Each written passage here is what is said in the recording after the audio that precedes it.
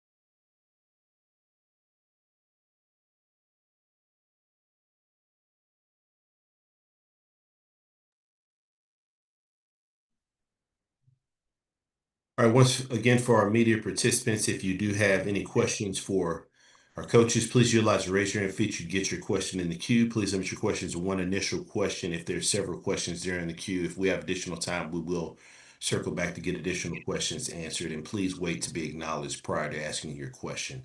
With that being said, happy to be joined by Coach Robinson with Alabama State. Good morning, Coach. Good morning. How's it going? Doing great, Coach. And as always, we appreciate you taking time out of your schedule to join us. Coach, if you could please start us out with an opening statement recapping your team's most recent outing versus Bethune-Cookman. Yeah, thank you. First of all, I just wanted to say we want to reach out with our hearts and our prayers to the people in the city of Montgomery who was affected by the incident that happened downtown. And getting to the game, it was a homecoming on campus. So, of course, we had a lot of atmosphere, great crowd. The fans turned out really good. We played well, got off to a pretty good start. I would say that. Let me say the first play was a long touchdown by the quarterback Cam, and so they got off to a good start at 7-0. We had to bounce back and put some points on the board. Andrew Body played like he usually does and is playing at a really high level. Did a really good job running the football with Carl Ligon and Marcus Harris and those guys, Holesclaw. And so defensively, definitely had trouble keeping up with those guys. They had a lot of speed, a lot of explosive players on offense. So it's something that we know we have to improve on. But overall, it was a good effort, and the guys played well. And so came out of it pretty injury-free, and now we're heading up to Jackson State. So it's their homecoming. So we know it'll be a big game for us. It's the next SWAC game, so we're excited about it. Appreciate those opening comments, Coach. First question goes to Wayne Cartwright. Coach Rob, how are you this morning? Doing well. How's it going? Doing well, doing well. So, Coach, you guys offensively have been doing really well this year. Obviously, but also in specifics, you guys have taken care of the ball well with only turning the ball over 3 times thus far with no interceptions thrown, which is exceptional through 5 games. But my question for you today is specifically about on your defensive side of the ball. What are you guys going to need to really work on and focus on this week to limit explosive plays and also be able to have some success against that run game of Jackson State? Yeah, we'll have to be stout up front. I think the front seven will have to play at a very high level. Defensive tackles, linebackers. I mean, they're going to challenge you. Really good offensive line. They have a couple backs that can run the football. They're explosive. They can go downfield. So it's a reason why they're putting up so many points. So I think for us, you have to win on first down. You can't have it where they can run and get 5 yards on first down. Now you're dealing with a 2nd and 4. That's going to be too hard for us to stop. So we have to win on first down and then try to create some turnovers. Well, Coach, this is an exciting game for an exciting weekend. So looking forward to seeing it. Good luck to you and your entire team down there in Jackson this Saturday. Thank you. Appreciate it. Next question goes to Dr. Cavill. This is Kenyatta Cavill, Dr. Cavill's inside the HBCU Sports Lab. Coach, I know you don't go in these matchups like this, but from a media perspective, this is a beautiful thing. We got number 1 versus number 2 in a lot of the rankings out there. Obviously, last year's national champion, and you've been building when you decided to come to Alabama State for matchups and games like this, where your team is in a position to even put that in there. And you've played obviously at high levels. This started in terms of going back to Coach Markham in terms of when he left Jackson State and came over to Alabama State from a historical perspective. What do you see when you bring all this together from a historical perspective? How do you appreciate that, but at the same time, put a focus on what it means just to play the game? Yeah, so that's a very, very big question. So I try to keep it short. And I think the connection, like you said, from Jackson State to Alabama State goes way back. Houston Markham was my coach. He coached there for a long time with W.C. Gordon. John McKenzie, Stapleton, all of those guys were my coaches. They all played at Jackson State. When I came into the conference, Jackson State had won 28 straight SWAC games. They hadn't lost a SWAC conference game in 4 years. So they were the team that everyone was trying to beat. Everybody wanted to beat Jackson State. And so just historically, I mean, they've just always had some great teams, a lot of great offenses.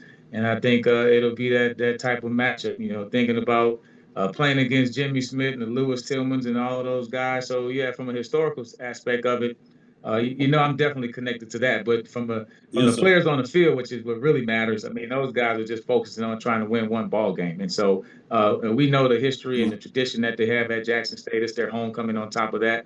But it's like you said, it's a great matchup. And I think that's why you want to coach in the conference. I think it's great the way the SWAC is going and with T.C. Taylor, everything he's doing with those guys to have them at a championship level.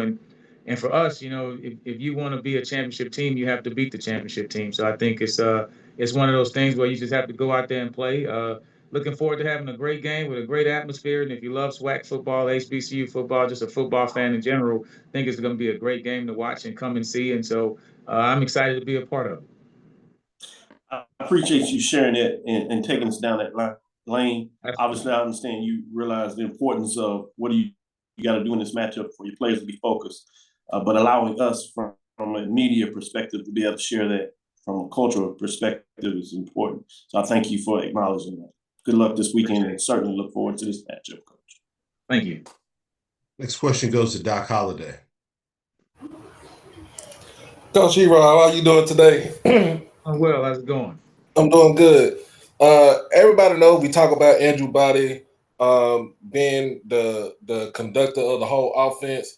And we talk about the running game when it gets going for your offense.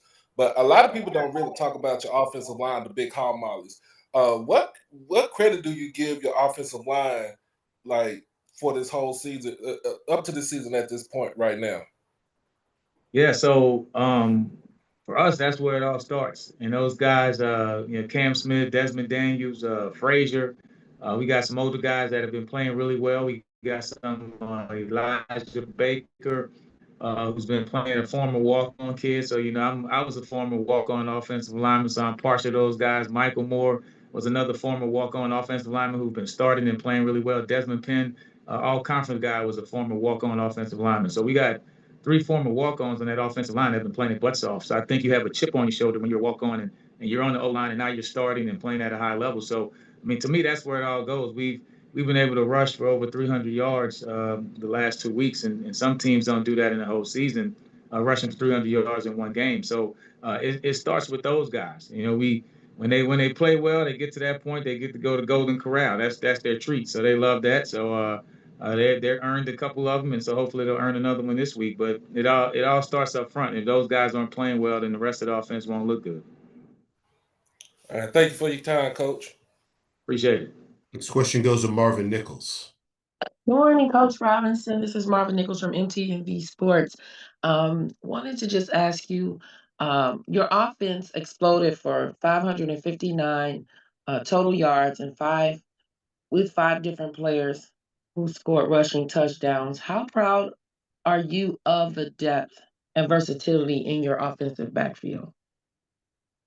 Yes, I think the biggest part of it is just being unselfish. I mean, you have to realize that it's hard for one guy to run 20, 25 times a game for 14, 11, 12 games. So for us, I mean, you have to have a couple guys that can step up and play. But part of it is, you may have to give up some of your individual goals for the team goal. And those guys have been very unselfish. They block for each other. They cheer for each other.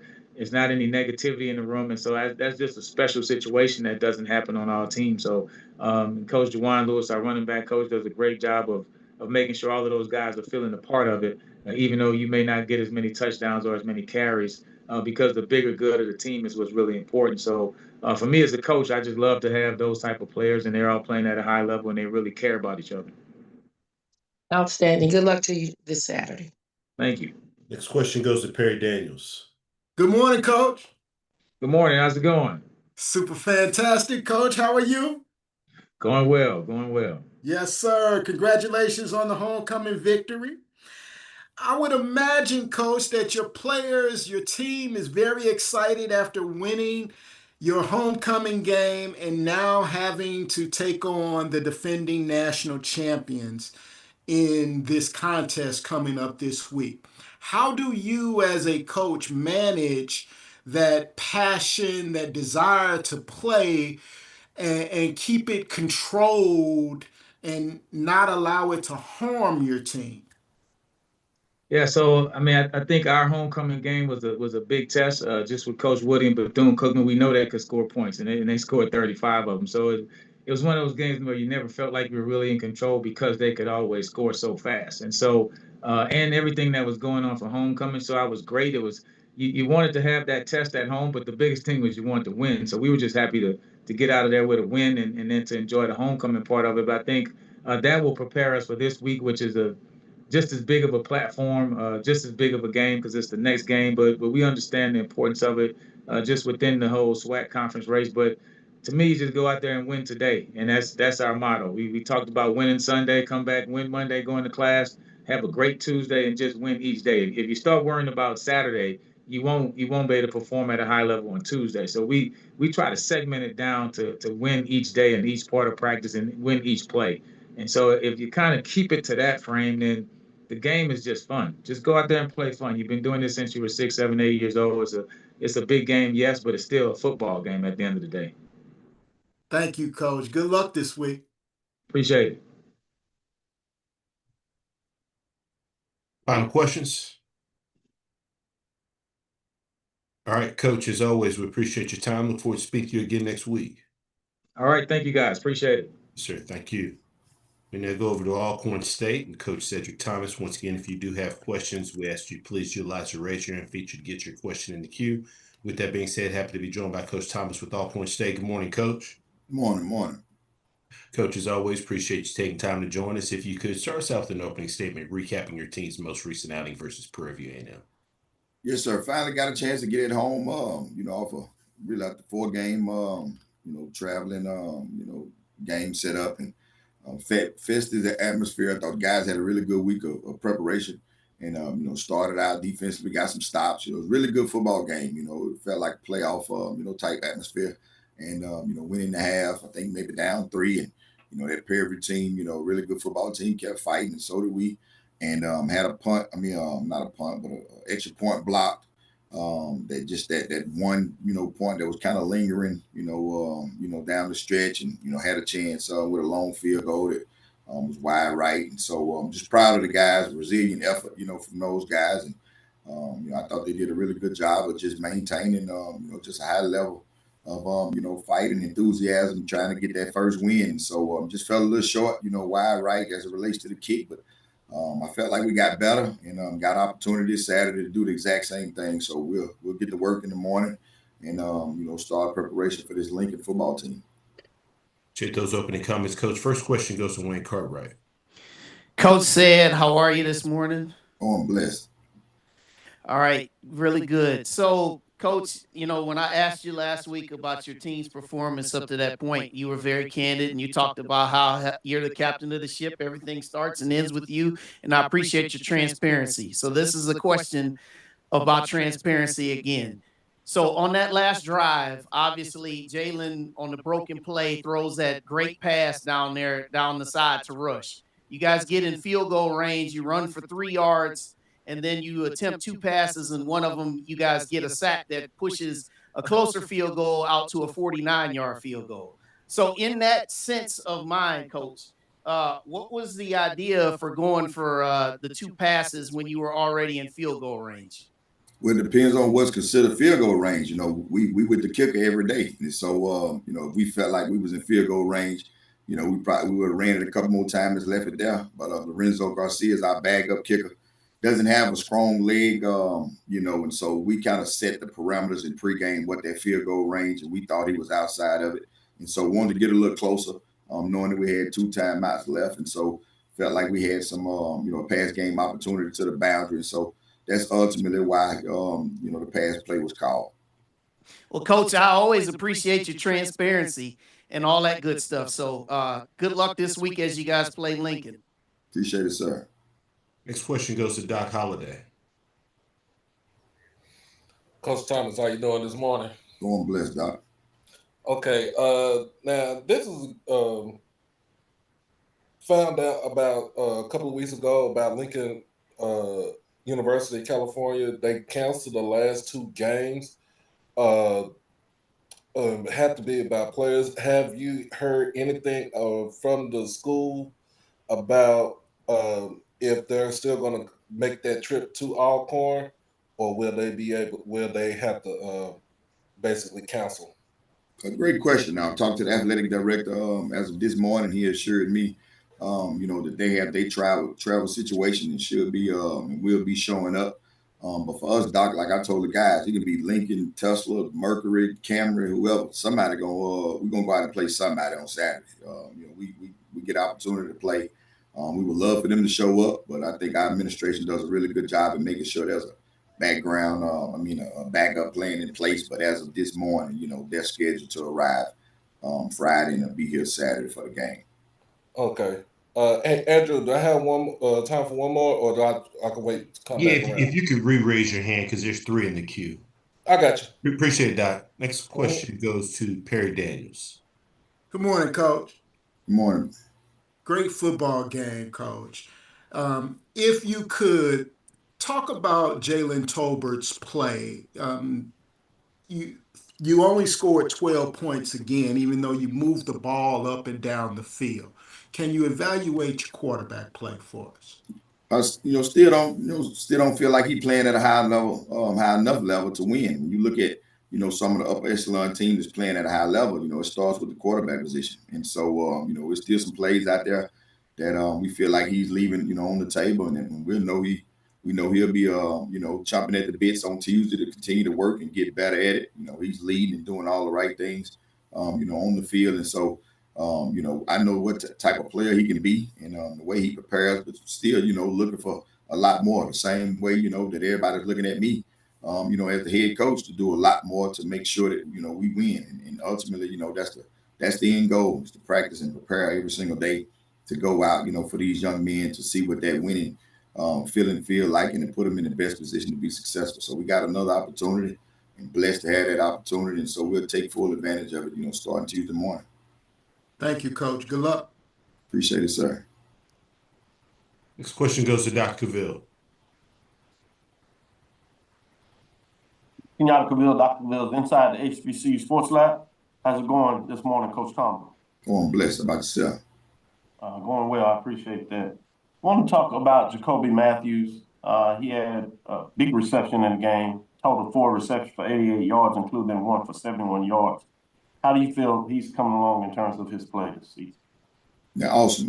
We got to get it to him more. He's one of those explosive kids, finally had opportunity to do things right on and off the field, and he was rewarded for it. But just one of those, transfers that we expected to do a lot of good things for us, when he came in.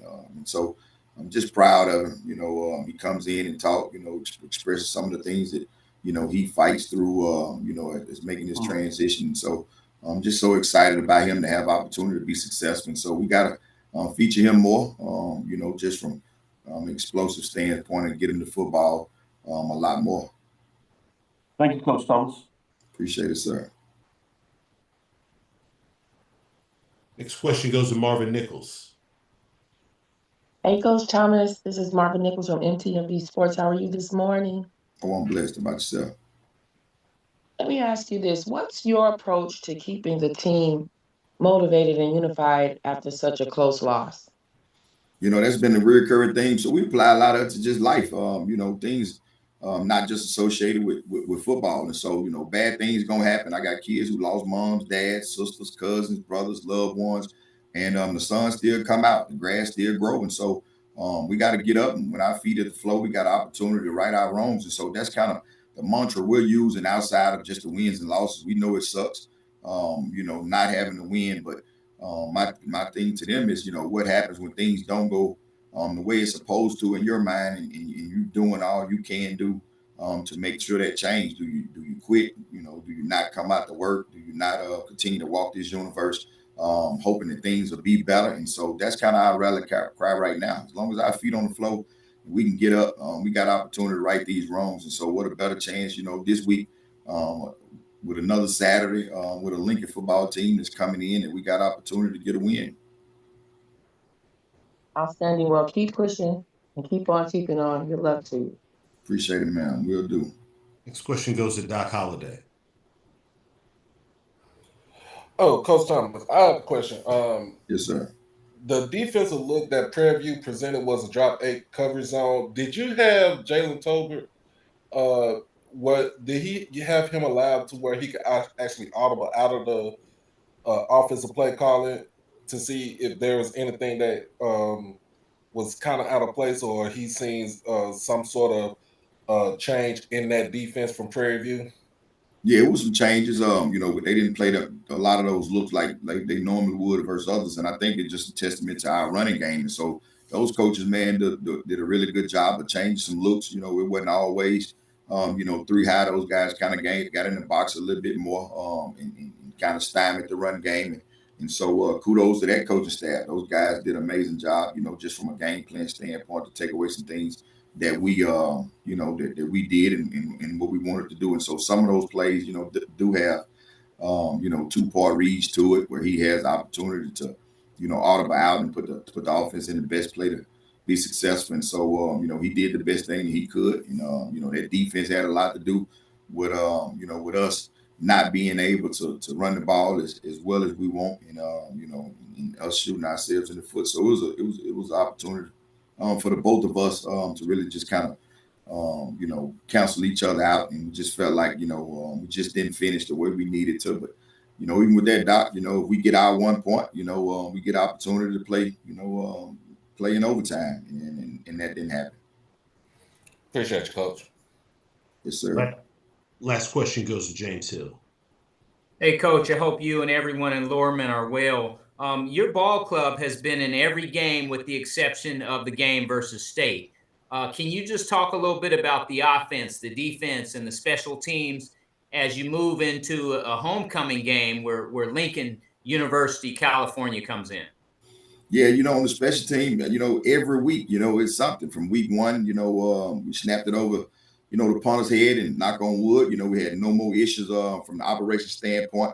last week, for the first time, the long snapper, he snaps it on the ground. And instead of having an opportunity to kick a field goal to go in overtime, we're down 4 and we don't get it done. And, this week, we scored a touchdown in the left guard. He takes the play off and, they get through and they block it.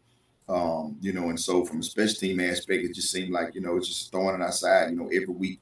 We're constantly trying to get these young brothers to understand that little things matter. And so I got to do a better job of setting the framework and the foundational piece that they get that, whether with personnel or just, some things, in-house to get them to understand that, hey, we got to do it the right way.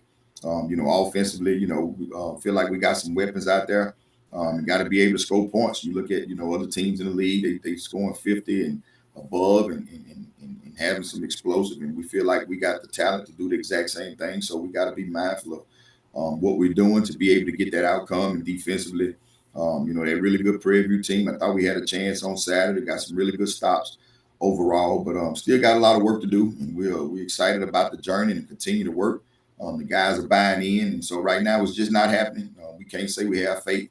And, when things not going well, let that, deter our mind from believing that which is not seen. So the hard work will pay off. And what opportunity we have to go out and be able to do it with another Saturday. Thank you, sir. Have a great week. Appreciate it, sir. Coach, appreciate your time. Look forward to speaking to you again next week. Yes, sir. Thank you. All right, next we go over to Bethune-Cookman and Coach Woody. Once again, if you do have questions, please utilize the raise your hand feature to get your question in the queue. With that being said, happy to be joined by Coach Woody with Bethune-Cookman. Good morning, Coach. Good morning. Coach, as always, appreciate your time joining us. If you could, start us out with an opening statement, recapping your team's most recent outing at Alabama State. I tell you what, it was a great atmosphere. Coach Robinson, obviously welcomed us in. It was their homecoming. We started, with the ball on 15, and then we threw a pass, 85-yard touchdown to Malik Huggins from Cam Ransom, and then Alabama State, went on a 9-play drive, ending with a passing touchdown, and then it just kind of progressed from there. Obviously, to beat a good team like that, you got to make sure that the 3 phases you win, and we didn't win in 3 phases. And hats off to Coach Robinson and his staff for finishing that game. But like I said, I'm proud of our guys. We fought to the bitter end. Appreciate those opening comments, Coach. First question goes to Wayne Cartwright. Coach Woody, good morning. How are you? Good, and yourself? I'm doing very well. Doing very well. Again, this Saturday was another strong output for you guys offensively, gaining 569 yards. But my question for you ahead of this game this week with Southern, I know Southern has had its difficulties on offense, but you know that they have the ability with Trey Holly and Mike Franklin and some of those running backs to be able to break a few explosives at any time. Defensively, as you guys get ready for them this week, what are the things and what are the challenges that you are going to place before your defense to be able to combat and be able to defend them a little bit better in those areas than you have thus far? Yes, and Coach Gray's gonna have those guys ready. I mean, they have a really good football team. They played really good opponents. We just have to be intent of the technique and fundamentals of what we're doing out there. We're gonna work on that, all week. Actually, we started yesterday, and those type of things. We have to be intent on the technique and fundamentals, and it's all about tackling and fitting your gap. So we're definitely intentional on that. All right, Coach. Appreciate you as always. Good luck this week against Southern. Thank you. Next question goes to Dr. Cavill. This is Kenyatta Cavill. Dr. Cavill's inside the HBCU Sports Lab. My colleague Cartwright asked a little bit about the defensive side of the ball, so I want to go back to the offensive side of the ball. Over the last 4 weeks games, you've been able to be extremely proficient in terms of what you're doing offensively. But I want to look at 3 particular players, if you would kind of break down their play. One is your running back, Ollie Scott Jr., who had 15 carries for 100 yards. And then the combination of what they're able to do with multiple receivers, but two of them particularly that had big numbers. Javon Ross, 9 receptions, 137 yards, and Malik Huggins, who had 7 receptions for 132 yards, both of them getting into the end zone. Talk about those 3 players and the combination of how they're making your offense go and be pretty lethal, at least in terms of putting up points.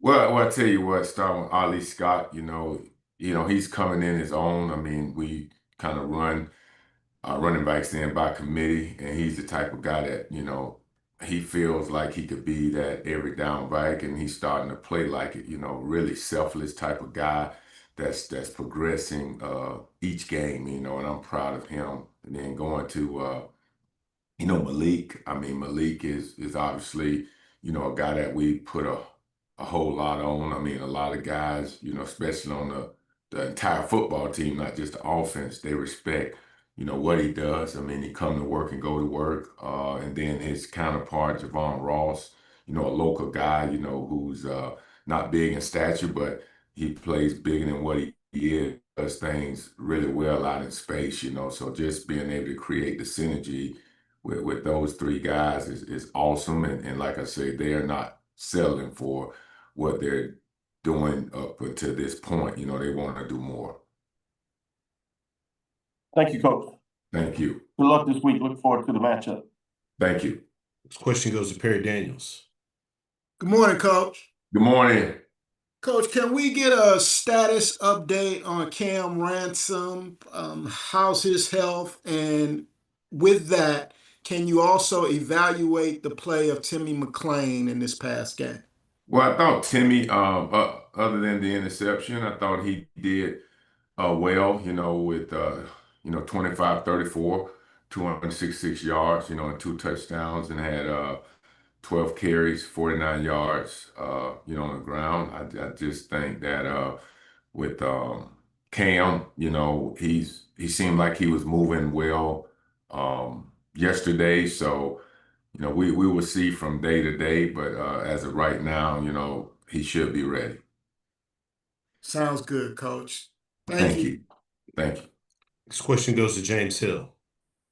Hey, Coach, I hope you and everybody in Daytona are well. When you think about the Southern Jags as they get ready to stop by, tell us a little bit about what you see with Southern on tape so far.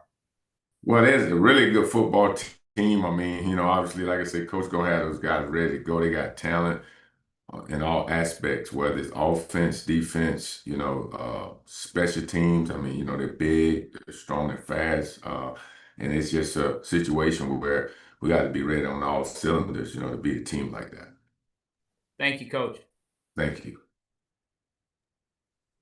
This question goes to Marvin Nichols.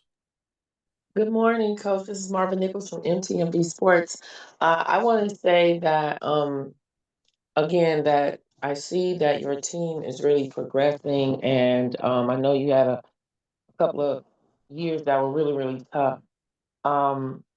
But I want to say that I want to ask you about the 85-yard touchdown pass on the opening play. That was amazing. How do you build more consistency around those explosive moments?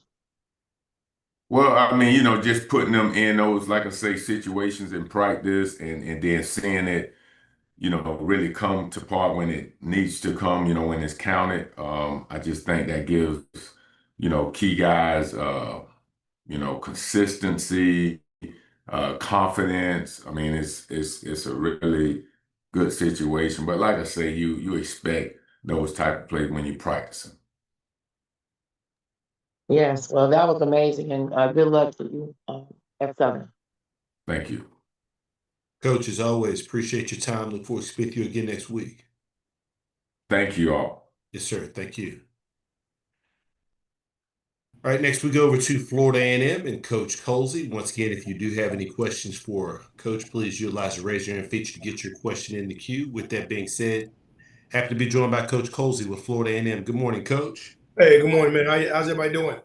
Doing great, Coach. As always, we appreciate you taking time to join us, and obviously an unexpected bye week for your program this past week. So if you could just start us out, just kind of assessing this past week for your program. I think you just said it, unexpected bye week, but we used And we were using Tuesday to get ready for Valley, and then obviously the unexpected bye, and then we used Thursday, Friday, and Saturday to prepare for a very, very good North Carolina Central team, and that's what we did, and get ready for the questions. Appreciate those opening comments, Coach. First question goes to Wayne Cartwright. Coach Colsey, how are you today? I'm doing well, Wayne. What's going on, boss? Hey, man, good as always. All right, so Coach, as you guys get ready for this North Carolina Central team coming to Bragg Stadium, I want to go back to something you said after the Alabama State game. You said that we are going to turn it around. And if we don't turn it around, my blank won't be here. So specifically, what are the things that starting this week that you guys need to do to start turning it around in this game against North Carolina Central? Well, I mean, I just think we got to be more consistent. You try to find reasons for why things may not be going in the way you want them to be, and then you look at kind of where we are stat wise. You look at kind of where obviously looking at our team last year, we had a lot of turnovers. Where this year we're in the plus range as far as turnover margin goes. We've only turned the ball over once offensively. I mean, and then obviously with this job, right? You got to win. You got to win to stay afloat. And 1 and 3 is not acceptable here at this institution. Not acceptable for myself. Not acceptable for that locker room. So, I just think that those are things. Obviously, you say after a game, but I think for the most part, to stay as the head coach at most universities, you got to win and have success to continue to be in that seat. So just putting some pressure on myself, making sure that we understand what's at stake, and obviously just as a staff and as a football team, we need to play better, and that means if we're going to play better, that means we need to coach better as well. I appreciate you as always, Coach. Good luck this week in your game. Thanks, man. Appreciate you. Next question goes to James Hill. Hey, Coach, I hope you and everyone on the highest of 7 hills are well. Talk a little bit about the 3 phases: offense, defense, and special teams as you gear up to host Central as they come in this weekend. Well, I think that's just collective, right? I mean, they all go hand in hand. I was asked today, for a grade of what I thought we were right now, and it's to me it's a D. We're a D across the board is the way I feel. When we're not playing well at certain times, we're not being very, we're not playing well during certain situations, but for what it's worth, right? I think I said this to you when you were here at Alabama State. I don't blame the kids, but I do think, our execution needs to be better, which in most points means that, as coaches, we need to prepare them better. If we only prepare them for 15 things or we only prepared them 15 times and we didn't have success, that means we should have prepared them an extra time. So, I think that for us, I mean, we need to be better in a lot of facets, and we used these past 3 days, during this unexpected bye week to work on some of the things as well as working on a very, very good North Carolina Central team. Thank you, sir. Have a blessed week. Always blessed. Good to hear from you, James. Next question goes to Perry Daniels. Good morning, Coach. Perry, what's up, boss? Coach, you talk about pressure and sitting in that chair that you sit in. You've got a very good North Carolina Central team coming to Bragg Memorial. If things don't go as planned for your program, you will have gone from the program with the longest winning streak in the nation to losing 3 home games in a matter of 2 seasons. Is that added pressure from your perspective, and how do you go about handling that? Well, I mean, is it added pressure? The pressure's there. I think ultimately, right? You want to make sure you play well, not just at home, but also on the road. You want to play collectively well throughout the season. I think that you got a very, very good team coming in here, as you mentioned, in North Carolina Central. I'm just looking forward to us. I just want us to play well, try to make sure we're playing a complete game. Whether it's in all 3 facets, right? We just haven't been able to put it together. That's why you get an opportunity every week, right? It's not about what we did against Alabama State. It's not about what we did against Howard. It's going to be about what we do against North Carolina Central. So I think that we've done a good job, I feel, this past week preparing. But this is a good team, right? They're coming in. They're one of the top 3 teams in HBCU.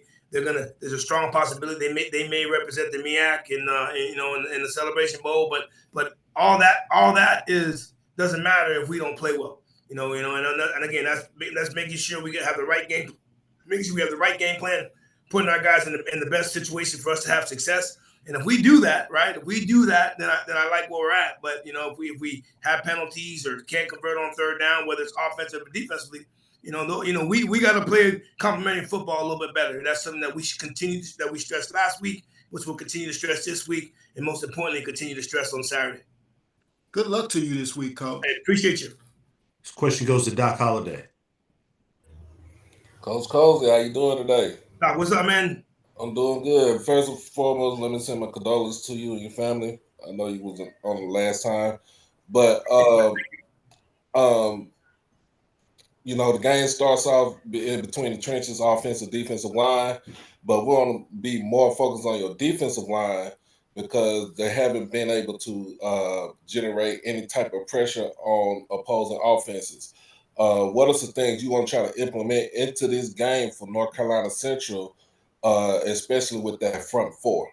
Well, as you noticed, we've been without probably one of the best guys all year, and it looks like we'll be without him again, this week, right? But just trying to make sure we stay on our gaps. We'll finally get one of our starting D tackles, two of our starting D tackles back with Cam Donald and Clyde Pender, two guys that we were really, really dependent on and haven't necessarily played all year as well. So get really excited to get those two guys back, and obviously the guys that have been playing have been trying to give as much as they can, but just getting two veteran interior guys back to kind of hold, give us probably, in my opinion, the best opportunity to hold up with as good as the offensive line that we'll see in the country, right? So North Carolina Central, they're going to run the football, and they do a great job of being balanced. They have a great running back, but I think us being able to bring back, right, or being able to bring back some of our healthy players definitely gives us some help, and most importantly, may give us an edge because we're going to need everybody on the interior line for this type of group that's coming this Saturday. All right, appreciate you, Coach. Appreciate you. Any final questions? All right, Perry Daniels. Coach, would you have rather had been able to get right back on the field and play a game after that Alabama State game, or is it more advantageous to have that week off and prepare for this North Carolina Central team? Well, I mean, obviously, when you lose, right, you want to get back on the field again, right? And I think we both would probably agree to that. But it was great for us just to get those last 3 days in. I don't mean to answer both questions, give you both answers. No, I appreciate it. That's right. You didn't play well against Alabama State. Hell, we wish we could have played, Monday. You know what I mean? But just being able to really, really work on some things last week, it helped us, right? And hopefully it resonates for what we're doing this upcoming Saturday. But for the most part, man, obviously when it entailed for us not playing and all the other some of the distractions we may have had, but eager to be back, to be back in Bragg this upcoming Saturday though. Great, thank you, sir. I appreciate you. Final questions. Coach, as always, appreciate your time. Look forward to speaking to you again next week. Hey, appreciate you guys, man. Good luck to everybody this weekend. Appreciate it. All right, we are a minute or two ahead of schedule. We'll pause here just for a minute. We'll be joined by Coach Mickey Joseph next. Thank you for your patience.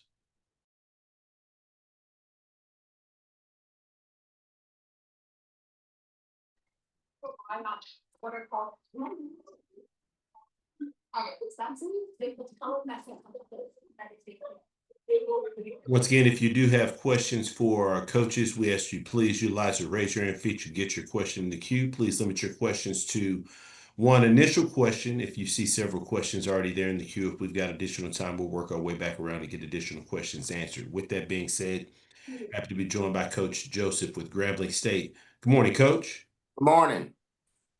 Coach, as always, we appreciate you taking time out of your schedule to join us. Obviously, a bye week for your Tigers this past week. So if you could just start us out by assessing the bye week. Well, this week we wanted to focus on ourselves. We want Grambling versus Grambling, like I was telling kids, you versus you, and try to get better in the aspects, try to do our best to get better in third downs on the offense side of the ball and try to get more gap integrity on a defense side of the ball. Also, try to get some of the young players reps that with this stretch is going to have to help us with some getting in the game and giving us some solid reps. So we tried to do that, and also we tried to rest some of the players that need to be rested. But I thought it was a successful off week. We gave them off a couple of days to just to go see family. Because sometimes even at coaches we put family behind the university, and I tell a lot of young coaches, if I had to do it over again, I would never do it. You always can go get another job, but you can't get another family. So we try to let them go see their family, let the coaches go spend time with their family. So I thought it was a success. Appreciate those opening comments, Coach. First question goes to Wayne Cartwright. Coach Joseph, how are you, man? I'm good. How you doing, Wayne? I'm doing well. So you guys, after your bye week now, you're getting ready to play this Texas Southern team that just played its best game of the season. They rolled up 557 yards of total offense and 51 points. Of course, you know all that. But even knowing all this, in consideration to your team and ZT setting his confidence, building him up, what are some of the things that you guys need to do to get him comfortable ahead of this game against Texas Southern? Well, the first thing we got to do, we got to get Zay comfortable in the pocket and trusting that he's protected. Instead of running out the pocket, step up in the pocket, deliver the ball, get on time with it. And Zay understands that. He understands, and also we have to do a good job of running the football, identifying the box. I think if we can run the football, we can help him. He's not a kid that you want to drop back 40 to 45 to 50 times a game, and I think we threw it 40 against PV, and that's 2 minutes too much for him. We got to establish a run game for him, but also we got to get him comfortable in the pocket. So we worked with the offensive line this week and just where you're at. You need to be at 8 yards. If you're at 10, you're on your own. So you need to be at 8. If you're at 8, you need to step up to 6 and drill the ball. So working on his fundamentals this week, and people understand Zay's young. Zay's only a sophomore, so he's still learning. He's still learning the game from the quarterback aspect and how we teach it over here. So Zay's gonna be fine, and I thought we had a good week. Trying to refine that, but also with Texas Southern, they're really good, and but that's why they call it Wild Wild West. A team can look like bad one week, and the next week they look like superstars. So that's why you got to try to stay consistent, because you never know. Well, you never know what you're gonna get. So you got to stay consistent as a team to be able to play teams like that. Well, Coach Joseph, I appreciate you as always, and good luck to you guys as you guys take on Texas Southern down there in the hole. I appreciate you. Thank you. Next question goes to Tanner. Excuse me. Next question goes to James Hill. Hey, Coach, I hope you and everybody at Grambling are well. Talk about your defensive line, your linebackers, and your corners, the backside of the defense. Just talk a little bit about the defensive side of the football as you have another opportunity this weekend. Well, we got to do what we coach to do. We as a player, you got to take accountability. If you did it right on Tuesday, you did it right on Wednesday, and you did it right on Thursday, why are you doing it right on Saturday? Well, maybe you're not the guy for the position. Maybe we got to find another guy. So that's why we rep young kids this week, to see if young kids will take the coaching and believe in the coaching and not do your own thing. So many times kids come out and they want to just get stats. I keep telling them, I said, stats won't get you to the NFL. Ability going to get you to the NFL. I know a lot of kids that have stats and it's still sitting on the side of working at Wendy's. But we got to do a better job as coaches, and myself, the first to take the charge. Again, gap integrity on the defensive line and gap integrity with the with the linebackers. And for us, the corners, they're some of the most talented kids on our team. But they got to stop taking chances, and they got to do what we say. If it's quarters, it's quarters. If it's a third, it's a third. But that's on the kids, and that's on us. So we both had a come to Jesus meeting this week. So I think we're gonna rectify this problem and get this problem figured out. Thank you, Coach. Have a great week. Thank you. Next question goes to Doc Holliday. Coach Joseph, how you doing this morning? Doc, I'm doing good. How you doing? I'm good. That was the realest quote I ever heard right there. Stats don't get you in the NFL, but ability does. I talk to a D coordinator every day. Shouts out to my brother Vance from beating the Philadelphia Eagles yesterday.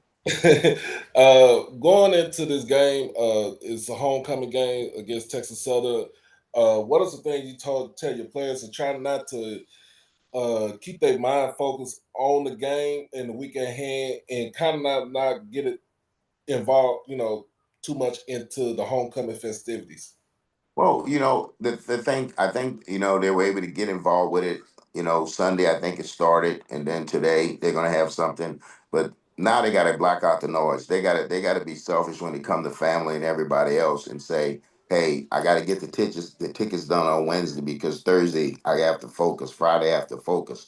So they gotta block out the noise. There's a lot going on. So, but what I'm telling them is that this week you got to take control of it. You got to lead the charge when it comes to getting things right and blocking out the noise. There's a lot going on, but it's the same thing. 2 weeks ago at PV, we didn't do a good job of blocking out the noise. This week, hopefully, we can block out the noise. It's homecoming. It's a big game, but like I tell them, the activities are not for you guys.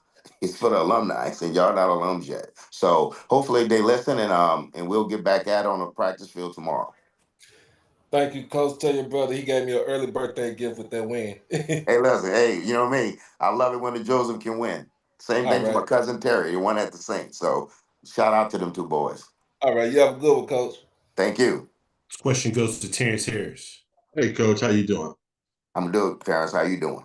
I'm good. Hey, I just wanted to ask you, when you look at TSU's defense, on film, what jumps out at you? It's an NFL scheme.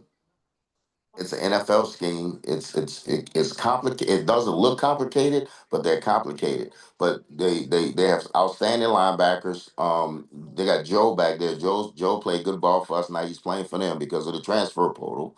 But the D line is solid too. But it's an NFL scheme, and what you see is what you get with these guys. But what they do, they don't do it much, but they do it well. So that what makes them complicated because they do it well. So we got to figure out what we can do against them, and we know where they're going to be at. We just got to be able to execute. But it's a solid defense, and I'm sure with Dishman background, that's what he wants to do is do the NFL style. But it's a strong defense, and we like I said, they had a great outing last week, so we got to make sure that we cross our T's and dot our I's this week. What kind of problems does that linebacker core pose? Well, they're big and they can run and they get there in a hurry. So that's even when they blitz, they come in and they get there. They're long, and that's that in length. And that's what I like to have on this team. I love length because length sometimes can hurt you when you're a shorter player. So they play with length, but they play well and they're well coached. So I like the linebacker core. Okay. Thanks, Coach. Thank you. This question goes to Ty Miller. Hey, Coach. Good morning. How you doing? Hi, how you doing? Good morning to you. Coach, a couple of weeks ago, you mentioned that you prefer veteran transfer players. So with that in mind, how tough is it to blend veteran transfers with existing players who have been there throughout the process? Is that a tough thing to do? Yeah, it is tough. It is tough, but like I was telling the kids, they're not mature enough to handle this setting that the NCAA has put in. They're not mature enough. They're not mature enough to know that I'm a sophomore and I'm gonna bring in a grad kid, and that grad kid you're gonna battle him. You think, okay, I'm next. There's no such thing in college football that I'm next with this transfer portal. So it's hard to blend. It's hard to have culture. I think Lane Kiffin said it 2 years ago. There's no such thing as culture in college football anymore because you have so many turnover on the rosters. So you just got to get them to play together. So you got to kind of have the NFL model. Come in and do your job, battle for position. Your value is you're not in charge of your value. We're in charge. We're gonna tell you what your value is. Because everybody thinks they like I think my value is $3 million a year, but that's not what Grambling is paying me. So the value is controlled by us. And that's what these kids don't understand. But also with the young kids, we gave our young kids some reps last week. And some of them see why they're not playing, and some of them, maybe out of two, maybe two of them showed us that they should be playing. But at the end of the day, it's hard to do it. But our kids do get along because we do tell them, hey, there's your teammates, but you got to kind of treat it like the NFL. Turn that down, please. It's my daughter. Okay. All right. Thanks, Coach. Thank you. I'm on the phone, mommy. Last question goes to Marvin Nichols. Good morning, Coach. This is Queen Marva from MTMV Sports. Happy homecoming, Coach. I know I'll see you here. I know you coming. Quick question. What role will tackling and gap integrity play in slowing down Texas Southern's run game and short passing attack? Well, I think if you look across the country, from the NFL on down to Division II, tackling's a problem just because of the model. was set up that you only can have 2 or 3 tackling days in camp. That you can take people down to the ground. So you got to really work the fundamentals. Tackling probably going to get better in about 2 more weeks, but you look across the board, everybody's missing tackles. And we missed a bunch of tackles, and we got to do better jobs. So we worked on last week with the young kids. It's just wrapping up running your feet. But gap interrogate is going to be big this week just because, they're going to run the football. They're going to run the football. So gap interrogate is going to be important. So we're gonna get them together, and we're gonna work our tails off this week, and we're gonna try to put the great product on the field and not disappoint people for homecoming. That sounds like a great plan. We don't want any big runs in front of the homecoming crowd. And I will speak to you midweek this week, I one-on-one. appreciate you. Okay, thank you. Thank you. Coach, appreciate your time as always. Look forward to speaking to you again next week. Appreciate you guys, and everybody. Good luck this week. Go get them. Appreciate it, Coach. All right. All right, next we're going to go over to Arkansas Pine Bluff and Coach Hampton. Once again, if you do have questions, please utilize the raise your hand feature to get your question in the queue. With that being said, happy to be joined by Coach Hampton with Arkansas Pine Bluff. Good morning, Coach. Morning. Coach, as always, we appreciate you taking time to join us. If you could start us out with an opening statement recapping your team's most recent outing at Texas Southern. Yeah, went down to Houston, played Texas Southern. Coach Dishman had his team; they were ready to roll. And you saw what it was. It was the Wild Wild West. Man, it started out the game well. We got to stop, and they punted the ball to us, and they got to stop. And they went down and kicked the field goal. We got the ball back, and we missed the field goal.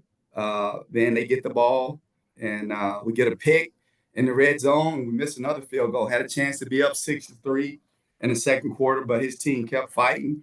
And then, man, we just the dam kind of broke on us. We had a botch to kickoff return, get them the ball on the +17. They scored, made it 17-0.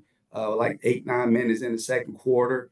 And then, I mean, we couldn't stop the bleeding. So hats off to Coach Dishman. They played complementary football in all 3 phases: offense, defense, special teams, and they deserve to win. And so we got to bounce back this week and get ready to go. Appreciate those opening comments, Coach. First question goes to Wayne Cartwright. Coach Hampton, good morning to you. Tough loss for you guys, obviously, but I know that many times through this profession, I know that you have some of these games where the team just out executes you and you just don't have it. Would you say, is it fair to just say that this is just a game for you guys that's just one of those flush it games, because it's just not really much else you can really say about what happened? It's just that Texas Southern just played its best that night? Yeah, I mean, they did, but I mean, we had a lot to do with it. We didn't play very good. I mean, I've watched this film 3 times already. Just got done watching it with the offensive staff. I mean, I couldn't sleep Saturday night, didn't sleep Sunday. And it is one of those ones you want to flush. But then you still got to be able to take out all the good things. We're able to run the football. Had some guys that were open. They're good on defense. Long, athletic guys, but we had a chance to make plays. Just didn't get it done.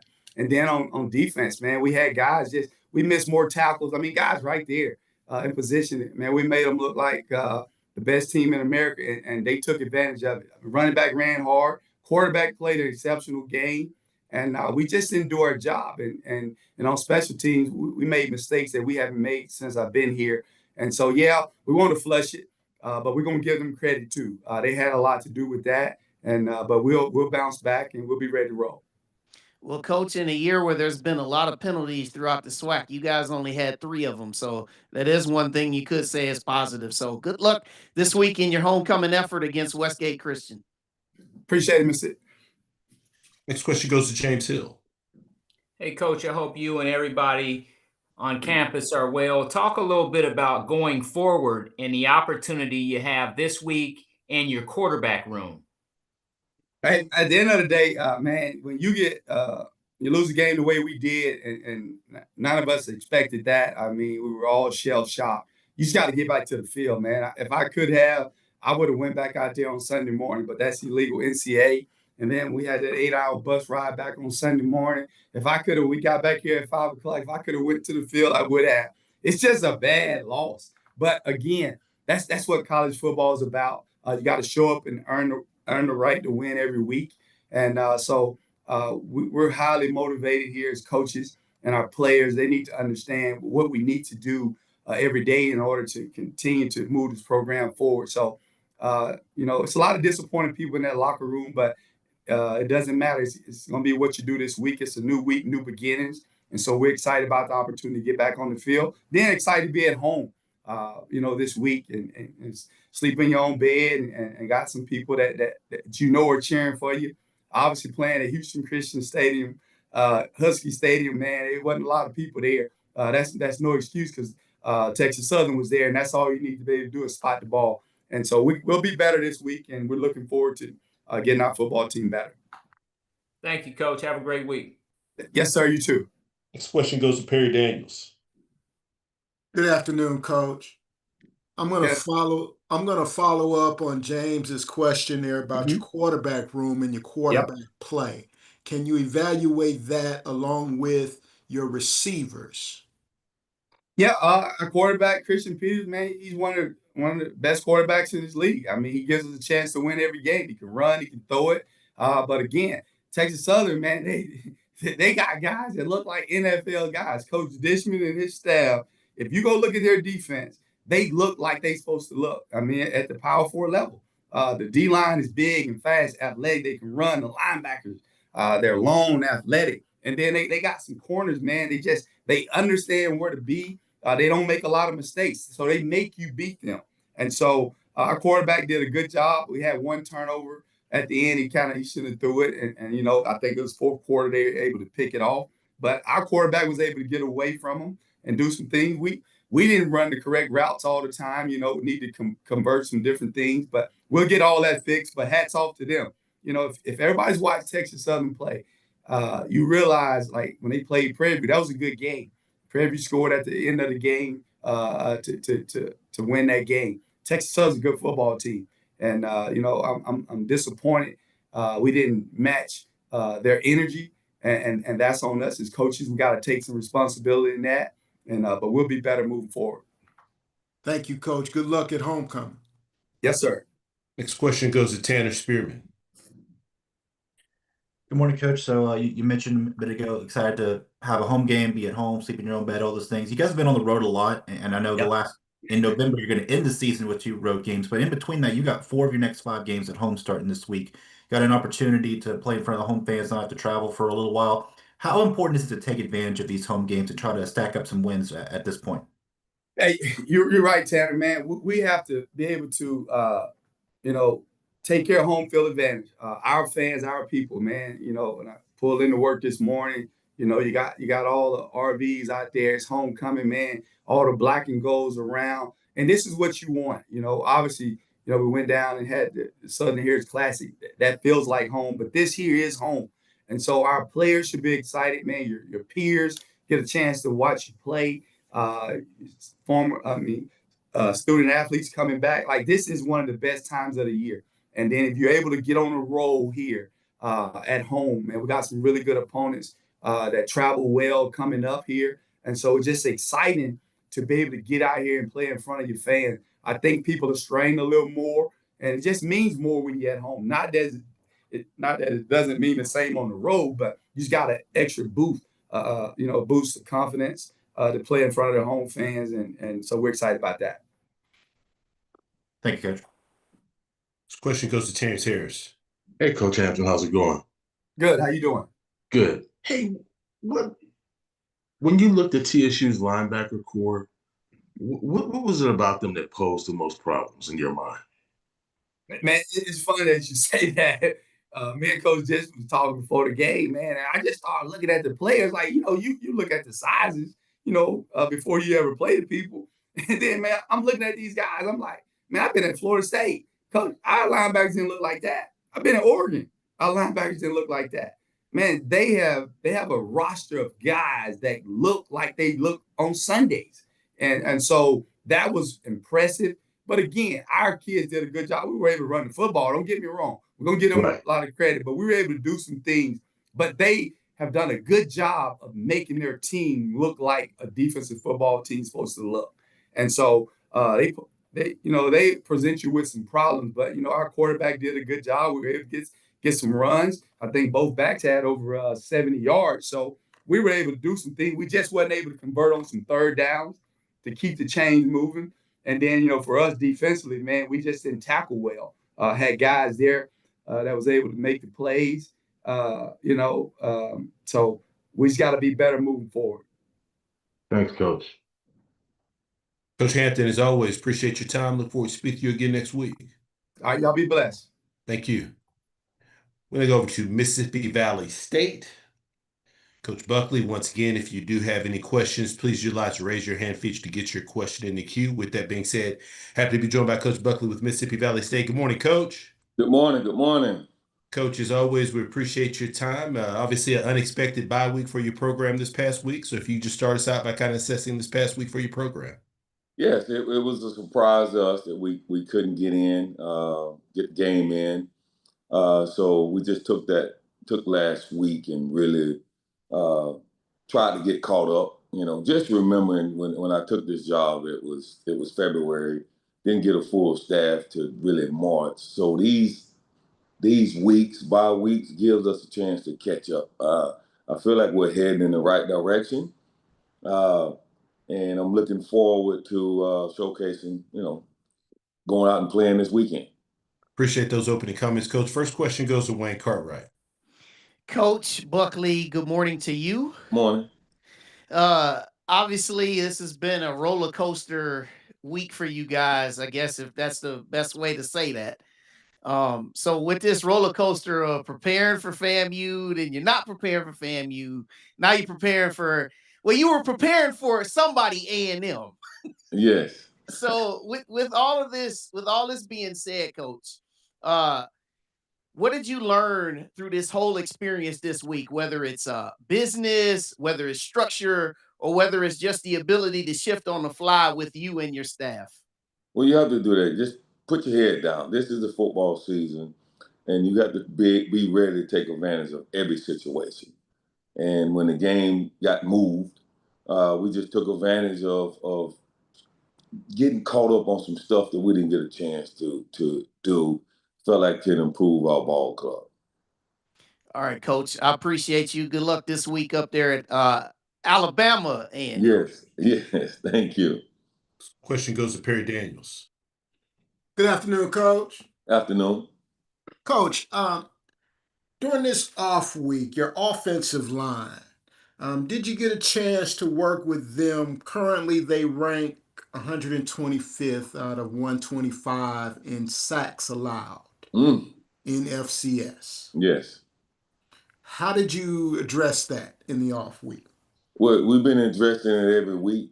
Sometimes it's, it goes down to Jimmy's and Joe's, right? Sometimes, and you try to put your best foot forward, schematically change some things. You put them, when you know you're struggling at a certain spot, that's where the coaching comes in. That's where schemes come in, where you have to help those guys out.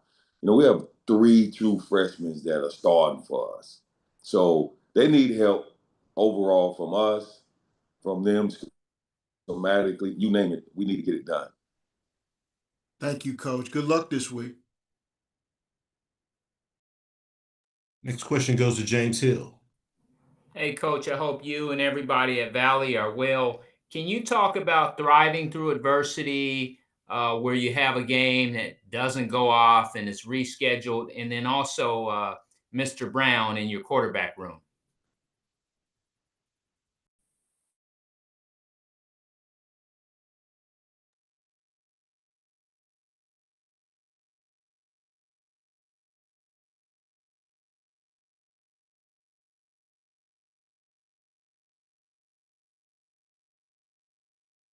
All right, I think we may have lost connection with Coach. We'll try to get Coach back on the line. We'll pause momentarily.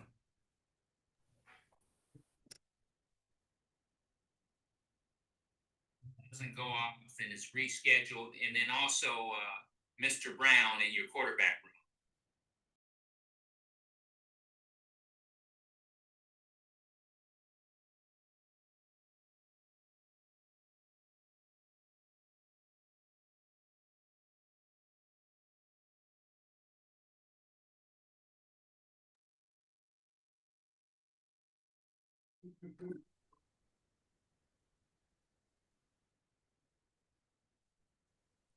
Hey guys.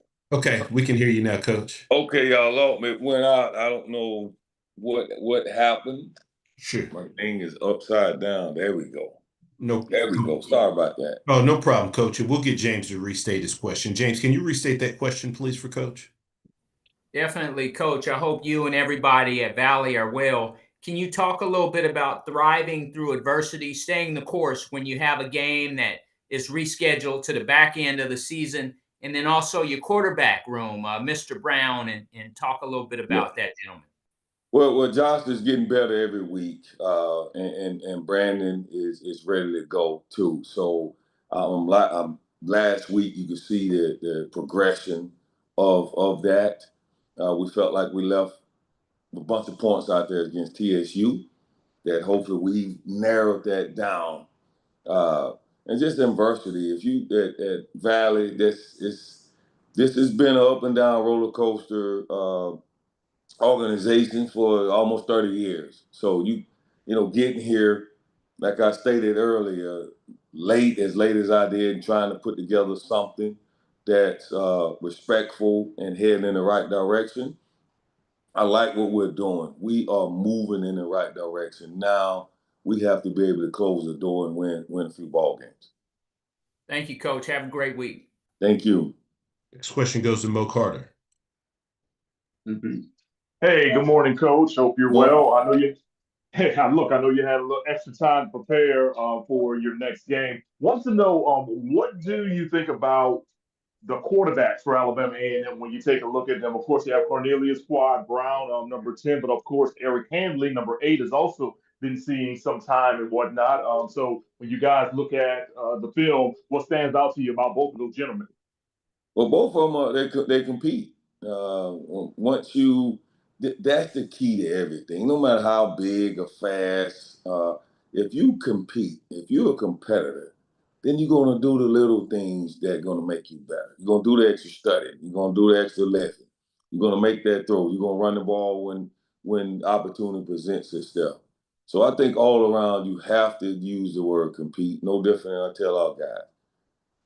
Compete, be a competitor, and all that other stuff will take care of itself. All right. Thank you, Coach. Thank you. This question goes to Dr. Cavill. This is Kenyatta Cavill, Dr. Cavill, inside the HBCU Sports Lab. Coach Buckley, how are you doing this morning? I'm doing well. Can you give me a little more information in terms of when you have sudden changes like you did outside of your control? What do you do in that process to try to normalize it as much as possible and get back to some things that I'm sure coaches like to do, which is coach the game of football and build young men? Yes, you know, that's the key, man. We got on that grass. We had a little live scrimmage. We had some areas that we've really been struggling in, some special team issues turning into live. Just open up for competition. This was all kind of spring ball moment, not only for the players, but for the coaches too. Just overall deep dive into what we was doing. How can we get better? Keep pushing this thing down the road. Let's get going. We feel like we are moving in the right direction. Identify who can make plays, and get us where we need to be. That's what last week was about. Certainly. Appreciate that insight, Coach. Keep pushing forward. Looking forward to the matchup and look forward to talking to you next week. Thank you, Coach. Thank you. You too. Coach, as always, appreciate your time. Look forward to speaking to you again next week. Thank you. Yes, sir. Thank you. All right, we now go over to Prairie View A&M. And once again, if you do have questions for our coaches, please utilize the raise your hand feature to get your question in the queue. With that being said, happy to be joined by Coach Jackson with Prairie View A&M. Good morning, Coach. Good morning. Coach, as always, appreciate you taking time to join us. If you could start us out with an opening statement, recapping your team's most recent outing at Alcorn State. Yeah, we made our first trip outside of the state as a collective together. Went down to Alcorn State. Really well-coached football team. Coach Thomas does a really good job of getting his guys ready to go. We were able to pull out a victory. Had some offensive issues that thank God it's the bye week. We get a chance to get looked at. We can get some things corrected, get some guys back off this bye week. But I was really proud of our defense and the way that they played and the way that they've been playing. A lot of guys stepped up and made plays.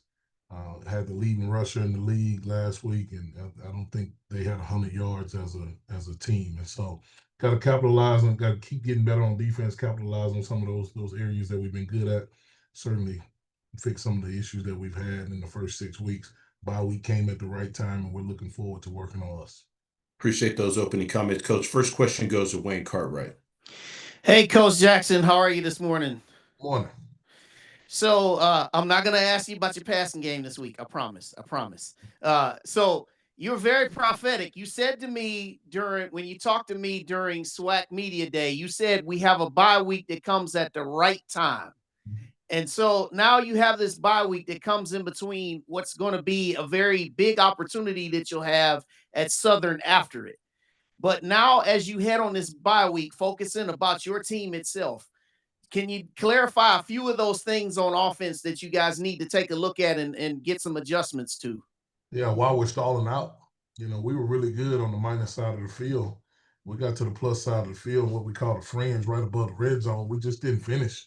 We had some errors, some critical errors that stopped us from finishing, and they did a really good job. They gave us some looks that we had seen, but we hadn't seen in those situations.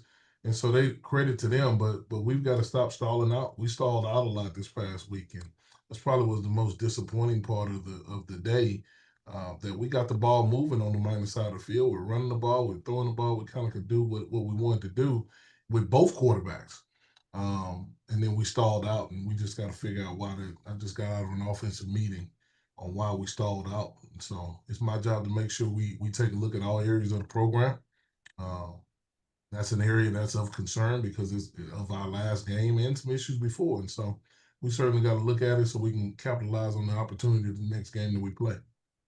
All right, Coach. Well, enjoy your bye week, and next week we'll talk about that next game. Thank you. Next question goes to Dr. Cavill. Yeah, Cavill, Dr. Cavill's inside the HBCU Sports Lab. I want to talk about from the defensive side. It's been very effective in terms of being able to, shut teams down, rushing the ball in a lot of ways, but particularly from where it seems to be important in stopping them from scoring throughout the season. But with that being said, I know defenses and coaches oftentimes look at that as a collective effort, but are a couple of players that you're able to name that's been able to be kind of the key in making it as effective as it's been thus far this year.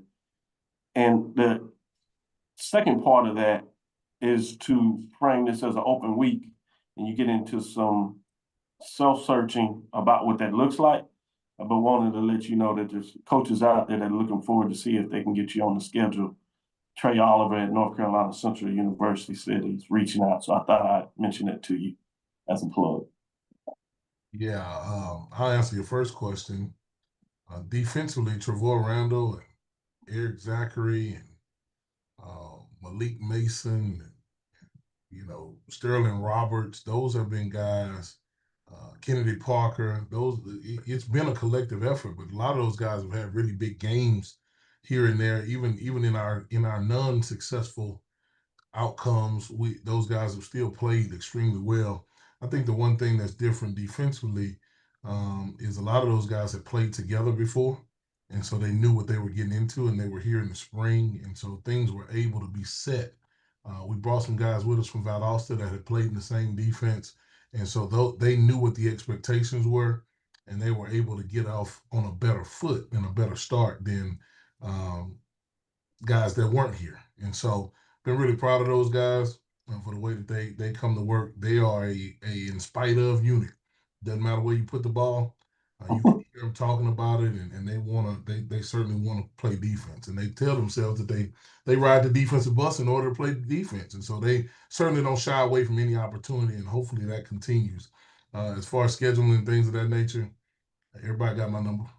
Everybody know where we are. We don't hide. We're on social media. We're everywhere. We want to play whoever want to play us, and we want to play those that might not want to play us. Prairie View A&M is not the same Prairie View A&M. We will play anybody in the country. Just don't make it seem like we got to come to you all the time. Come on to this hill. And so you tell Trey, which he got my number. I don't know why he just didn't call me. We're open, whatever week you want to play. I'll make sure I pass the information on and share the number just in case he's lost. Thank you. You're welcome. Question goes to Perry Daniels. Good morning, Coach. And just to clarify, Coach Oliver did say he's looking for a home and home, so he's not concerned about coming to you as well. Let's talk about your quarterback system. You seem to be committed to a 2-quarterback system, and Cameron Peterson is throwing the ball at an extremely high level.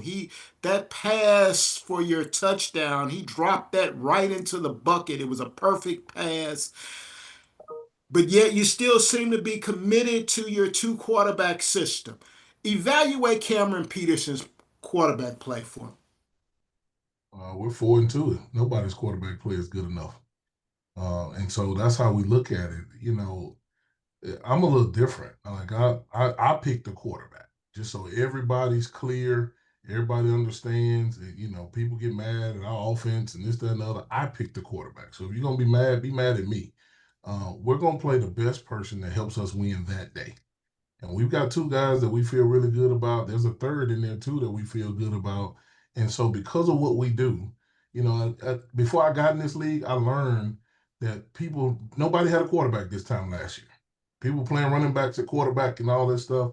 And when you do when you add the quarterback to the run game, we're not going to put our whole season on one guy.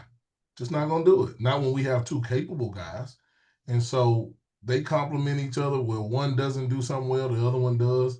We've got to get it right as a coaching staff on what that mix looks like. That's what's on me.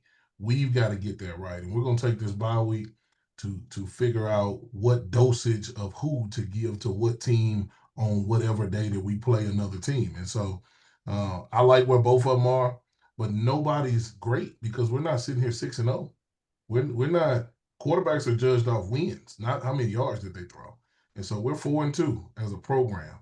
We got a long way to go. We got a tough back stretch of 6 games that we got to get ready for. And so everybody gets a D. Everybody gets a D because we're 4-2. Well, thank you for that, Coach. Congratulations on your win. Not a whole lot of teams get off the reservation with their scalps. Thank you. The question goes to James Hill. Hey, Coach, I hope you and everybody there are well. Talk a little bit about putting your stamp on this program. You've done so. And just the fact that you're building this championship culture and this environment, it's conducive to success, winning and getting an education. But so far, what do you see? You know, we're not where we want to be yet. We're operating at about 65, 70% of where we want to be as a program. So our whole program isn't here yet. And it takes time. And my grandma used to say the best food is slow cooked. But we really feel like we can be successful right now. The way we program our guys and the way our guys adhere to what we do in our program have allowed us to be successful in close games. And so we certainly believe we're on the right track. We're not going to sit here and say we've arrived by any means. We haven't. We just try to stay basic over here, man, and make sure we're doing the things that help the Panthers win. And, you know, some people say wins are ugly. Well, that came from a person that hadn't won very much. We've been fortunate enough to win at a lot of places on a lot of different levels, and we value every single one of them. And so if we can get out of somewhere with a 1-point win, which we've done twice this year, we take it as a win because that means we won and that person lost. Well, that's the goal of every game. And so putting our stamp on it, we ain't all the way stamped yet.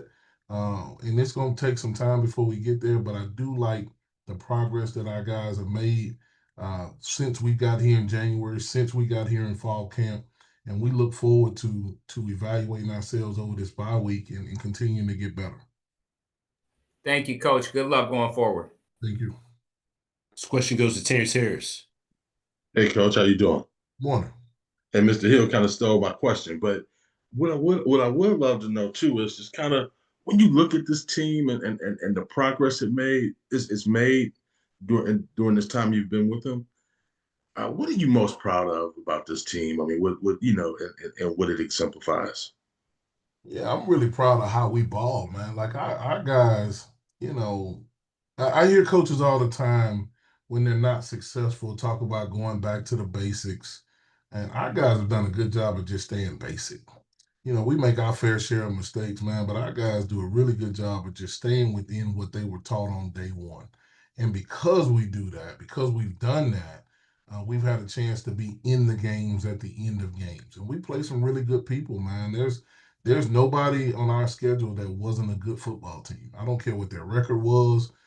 Everybody's well coached. Everybody's got good looking players. I think Coach earlier talked about how, man, just standing out at pregame, some guys' players look like, man, but our guys don't care about what you look like, don't care about what school you transferred from.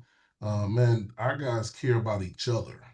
And that was the biggest thing we wanted to do when we got here. Teach our guys to play an unselfish brand of football, care about one another, love one another, and go out and play for the name on the front. And don't and then if you do that well, the name on the back will get talked about. And so those guys have adhered to that.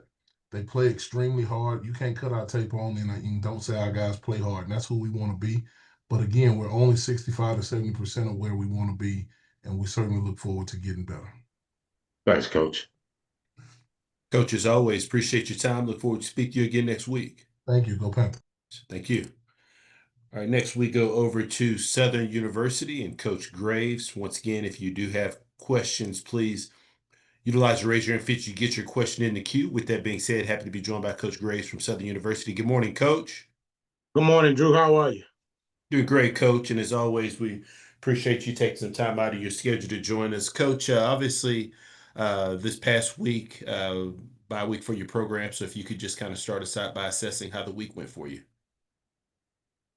Well, again, yeah, we had another bye week, which was good, much needed.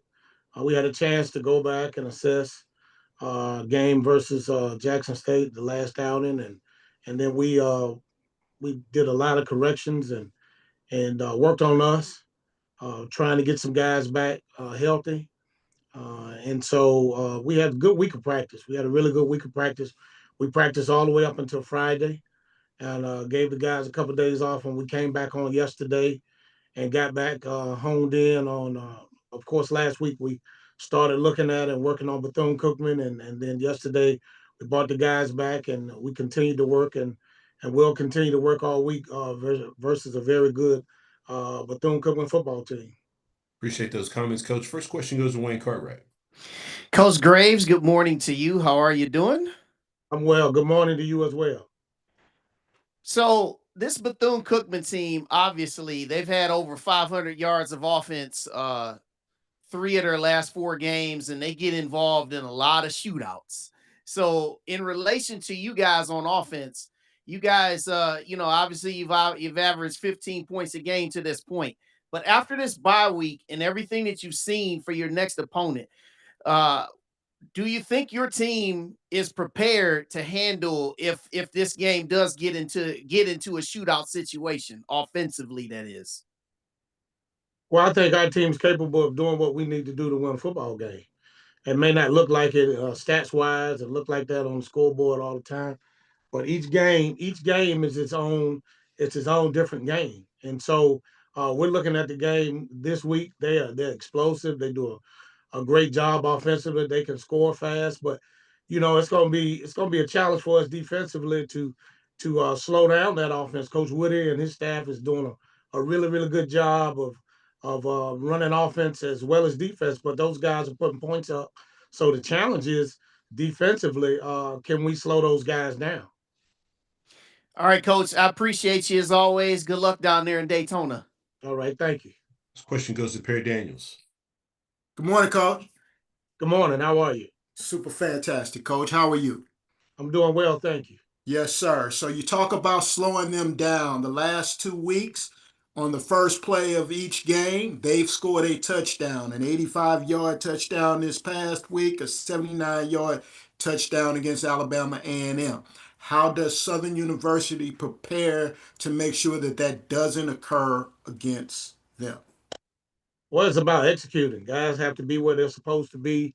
Eyes have to be in the right place. We got to do a really good job up front getting a pass rush.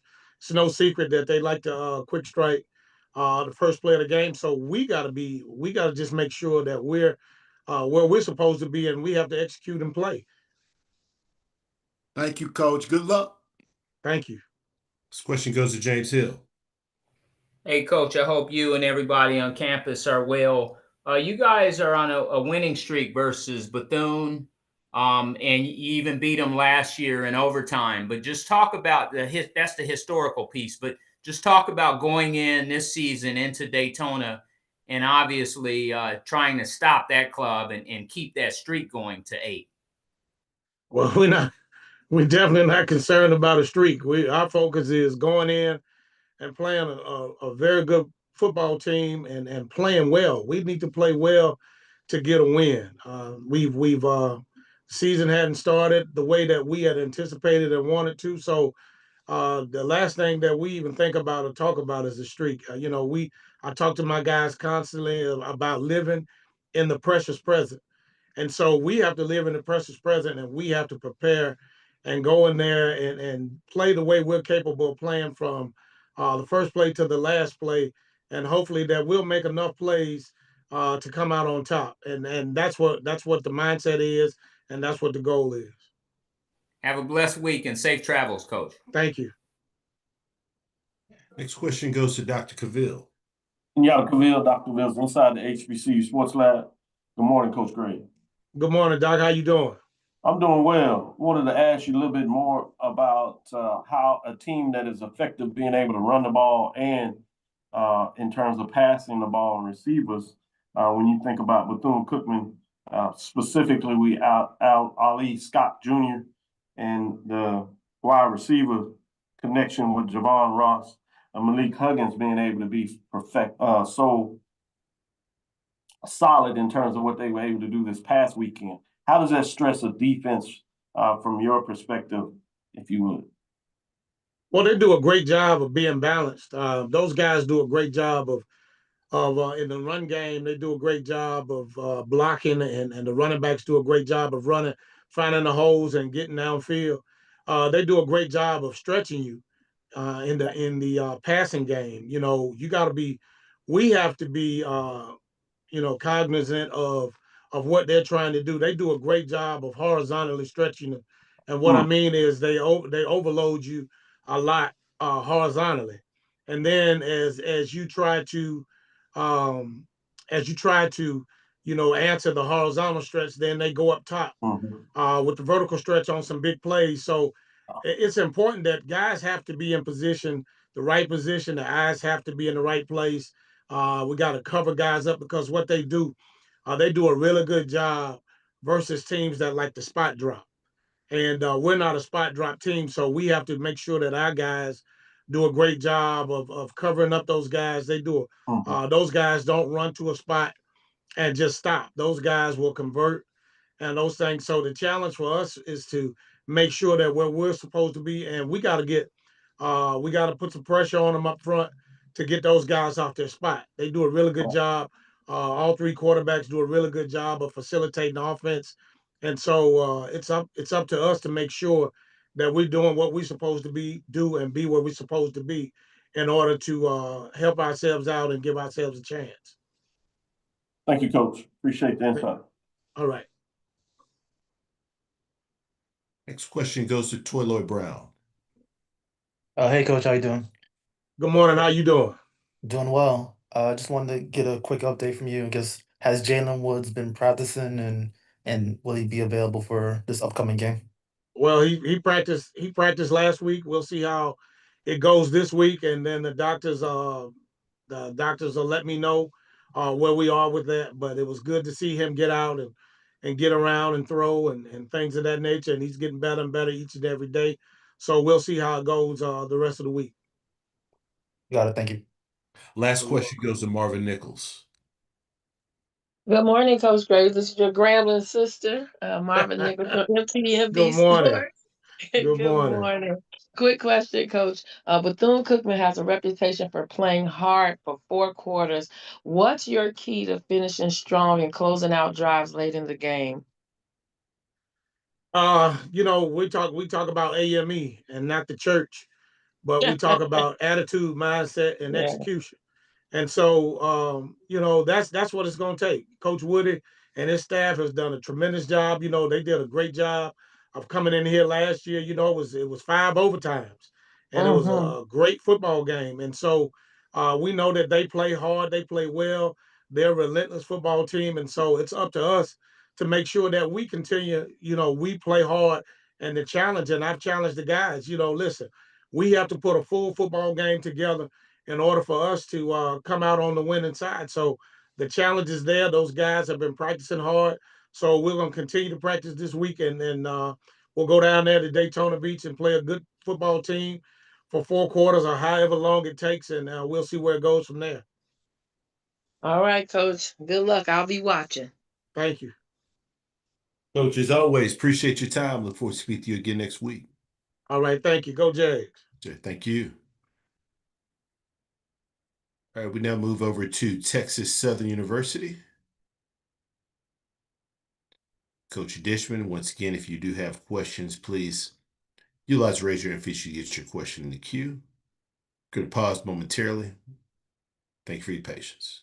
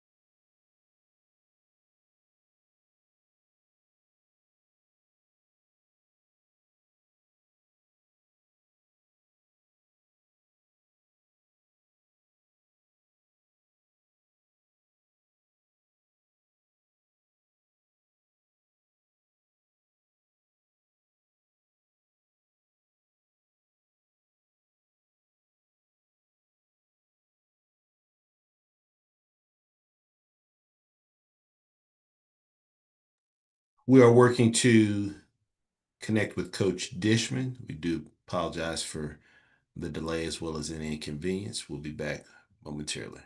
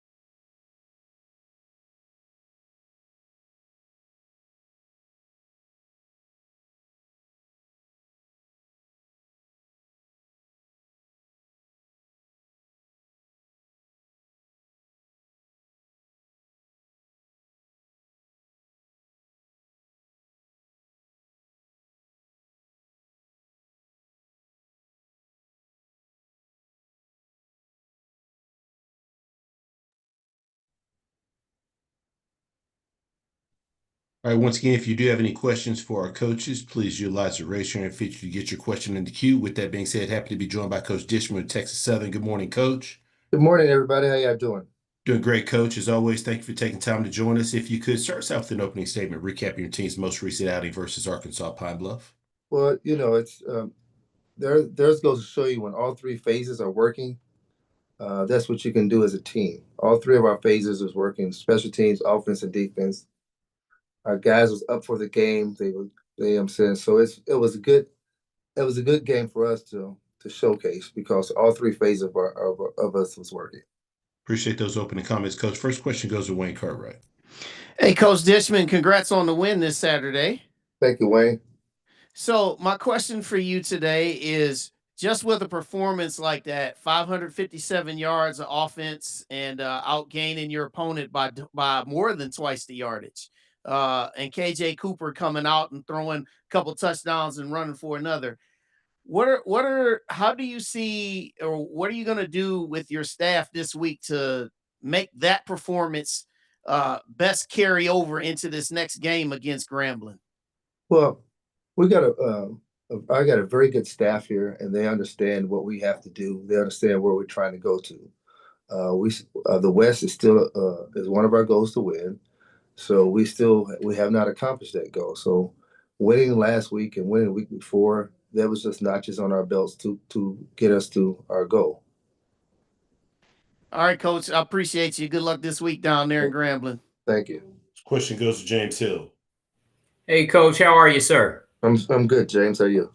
I'm blessed. Talk a little bit about the offensive side of your ball and Cooper, and you guys were able to put up 24 in that quarter there. Tell us a little bit about it. Well, KJ had us rolling early. Our running backs ran the ball very good. Our offensive line did what they're supposed to do. They're supposed to make sure that KJ and our running backs get through the holes, and they did exactly what they're supposed to have been doing. Thank you, Coach. Have a great week. All right. Question goes to Perry Daniels. Good morning, Coach. Mr. Daniels. Coach, wins and losses don't always tell the whole story. But now that your team has won 2 conference games in a row, how would you evaluate the status of your program for this season? Well, we still have a lot of games left. I would not evaluate our program right now because we have a lot of games left. Our main goal is to win the West. Our main goal is to be in Atlanta. So if we can accomplish those 2 goals, then our season be successful. Sounds good. Thank you, sir. Good luck this week. Thank you. Question goes to Doc Holliday. Coach Dishman, how you doing this morning? Mr. Holliday. Going into the game, you held Pine Bluff to 269 yards of total offense. How do you rate your defense so far after this game? Well, like I said earlier, I'm not going to rate our team yet until we get to our goals. Once we reach our goals, then I can give A's and B's or whatever grades we want to give them. But right now, our team is trying to gel and trying to just come together as a team and win as a team. Last week, you saw all 3 of our phases working. Our offense was working good, our special team was doing good, and our defense was good. And then that's what we call team sport. So if all 3 phases can work again this coming week versus Grambling, it'll be even better. I appreciate you, Coach. All right. Question goes to Terrence Harris. Hey, Coach, how's it going? Mr. Harris. Hey, I want to talk to you a little bit about your linebacker core and just kind of get a sense of how you feel like those guys are playing. I mean, when you look at the numbers, I mean, they seem really impressive. I think you have your 3 guys are all in the top 7, I believe, in the SWAC right now in terms of tackles. So how are you feeling about how they're playing right now? Well, as a team, I think we're playing pretty good. I don't want to put out one group is better than another group, but as a team, we're playing pretty good right now. We're trying to get our mojo. So, our linebacker core is the strength of our defense. We know that, but it wouldn't be the strength of our defense without our defensive front. Our defense front's playing pretty good. So, we still got a lot of football left. So, at the end of the year, we see where we at. But what do you like about what those guys are doing right now? Well, they're competing. They're communicating. And when you compete and communicate with each other, that's the best form of defense you can have. It's a player-ran team. This is a player-ran team, and the players are actually stepping up and holding each other accountable. So when you can do that, the best teams I've been on, the '93 Oilers, the '91 Oilers, we hold each other accountable. So when your teammates can hold you accountable, then it's even better. Okay, thanks, Coach. This question goes to Dr. Cavill. Dr. Cavill's inside the HBC Sports Lab. Okay, Good morning, Coach Dishman. How are you?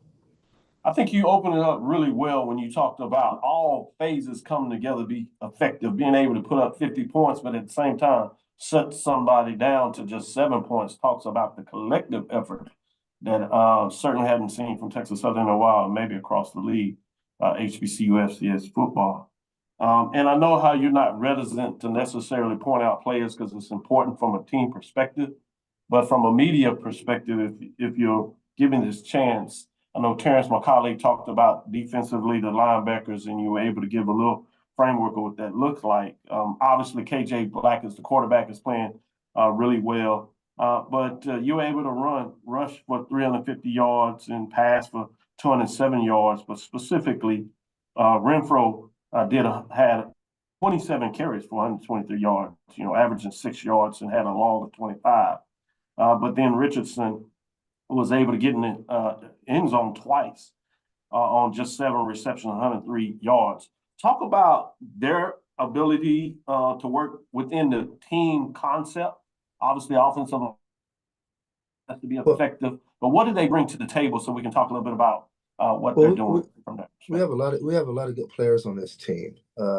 Rowe's a good player. Renfro's a good player. Ford's a good player. KJ is a callous of a good quarterback. He can make all the throws. So I won't be surprised if he's not in the league somewhere within the next 2 years. So we have a lot of good players on the team. Right now we're gelling together as a team. And we're gonna try. I'm not trying to peak them too fast, but we have to peak soon. And once we do that, then you can see us as a complete team. Once we're in Atlanta, I want to be peaked. Thank you, Coach. Appreciate that. Also wanted to say, Coach Trey Oliver over there in North Carolina Central, I know you don't want to get too far ahead of yourself, but he wanted to make sure I passed on. I know you'll play anybody, anywhere. He looks forward to maybe a home-and-home series in terms of getting on the schedule. So I thought I'd put that out there. You have my number, right? You give him my number. Yes, sir, I do. Give him my number. number. I'll share it. I get the message. Thank you, Coach Bishop. Have a great one. All right, you too. Coach, appreciate your time. Look forward to speaking to you again next week. All right, guys, have a great one. Thank you. All right, next we go over to Coach Taylor with Jackson State. Once again, if you do have questions, please utilize the raise your hand feature to get your question in the queue. Please limit your questions to one initial question, potentially a follow-up if time permits. With that being said, happy to be joined by Coach Taylor with Jackson State. Good morning, Coach. Hey, good morning. How's everyone doing today? Doing great, Coach. And as always, we appreciate you taking time to join us. If you could start us out with an opening statement, recapping your team's most recent outing versus Alabama A&M. Yeah, it was a good weekend for us this past weekend. Another conference opponent in Alabama A&M. Our football team really came out ready to play in all 3 phases. I thought we had explosive plays and on the offensive side, defensive side. And in special teams, Travis Terrell woke up right there in special teams with a big return as well. Offensively, they played well. We played well as a unit. Jacoby and Morgan did a good job of going out there and executing the offense. We were able to accumulate over 700 yards of total offense. Ran the ball for over 300 and passed for over 300. So I was very pleased with those guys on the offensive side. The defensive side did exactly what they've been doing week in, week out. Playing solid defense, but this week they were able to create some turnovers. So very pleased where we're at right now. And, we just got to get ready for homecoming this week and the next conference opponent in Alabama State. Appreciate those opening comments, Coach. First question goes to Dr. Cavill. Dr. Cavill's inside the HBCU Sports Lab. Coach, I know you focus on the game in the moment, but you also have the ability to understand the historical perspective of these type of matchups. And you've been them in various different ways across the league, whether it's SWAC or MEAC. We have a number 1 versus number 2 team in here. Obviously, a number 14 in terms of the FCS ranking, and then even Alabama State receiving votes. Can you talk about the magnitude of why these type of games are important for this league, but at the same time being able to appreciate that, but focus on what needs to be done in terms of game time, getting ready for such a big game, even being homecoming? Yeah, I start with the last part of the question first. Anytime Jackson State and Alabama State come together in a game, it's going to be a physical football game. Whether we're on the road or we're right here in the vet, those games are very physical, and I've been stressing that to our football team. You got two teams in the East in great position to, after this weekend, be able to put themselves in great position to win the East. We clinched on their field last year with that East Division title, so they're looking for a little get back right now. And I know Coach Eddie Robb have them, locked in and ready to go. The thing that I also talked to the team about, they just played their homecoming last weekend, and here it is, they're playing in another homecoming, so they're looking to win two homecomings in a row. So we just got to be ready to go, and they're a little different this year. Last year. Andrew Body wasn't on the field, but he'll be on the field this weekend, and they can score points. They can score points. They're still playing solid defense over there, which you expect from an Eddie Robb led team. So we got to be ready to go. This is a big game for us, but it's also the next game for us. We talk about here all the time, just taking each and every conference game, taking it very serious, because we don't want to be in a situation towards the end of the season where we're hoping and praying somebody else can help us out a little bit. So our destiny is still in our full control. The exposure is huge. You talk about a game like this on ESPNU this weekend. So it's going to be a lot of eyes watching this. The top two teams in some polls in HBCU, two well-coached programs. So it's an opportunity to go out and show that we're playing good ball, not only in HBCU, but for an FCS game too as well, what you talked about with us being blessed and fortunate enough to be ranked in the top 20.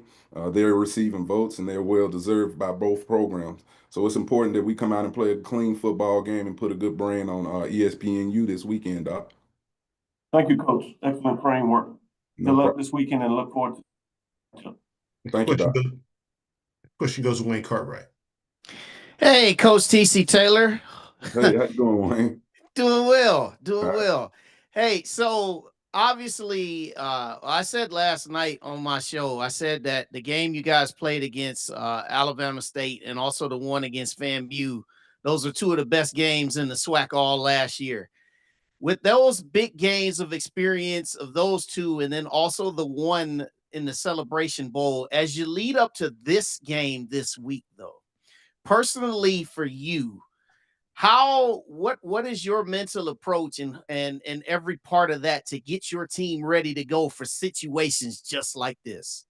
That's what I just think, we're built like that. That's the way we, cement that in these guys' heads. If you want to be playing in December in a Celebration Bowl, you want to be playing for a SWAC championship, these are the type of games you have to go out and perform well in and give yourself an opportunity to, play in those SWAC championships in the Celebration Bowl. But for both teams, it's about winning the East right now. You got two conference opponents that are really playing great football and clicking at the right time.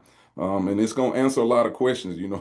I listened to a little piece of your show last night. I'm not gonna lie to you. It was some great stats being thrown out there and everything. But this is gonna be like I said, a dogfight come this weekend. But mentally, I think we're ready for it. We got some age at the right positions on this team.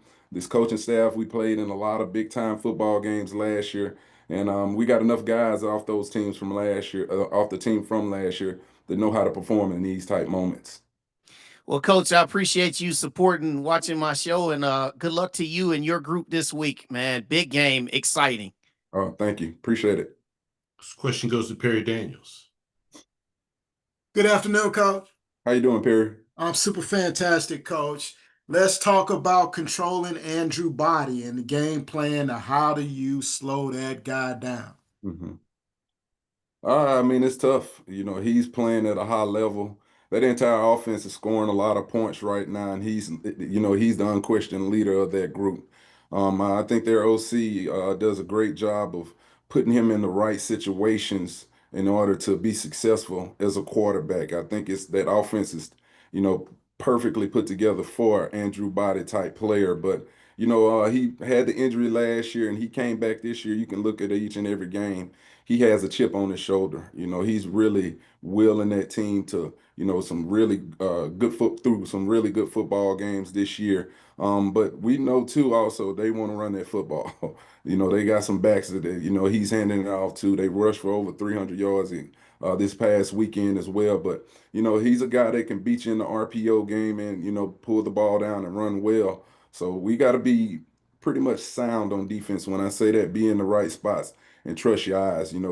Player assignment is going to be very critical when you're playing Andrew Body, because when he breaks the pocket, he's hard to contain.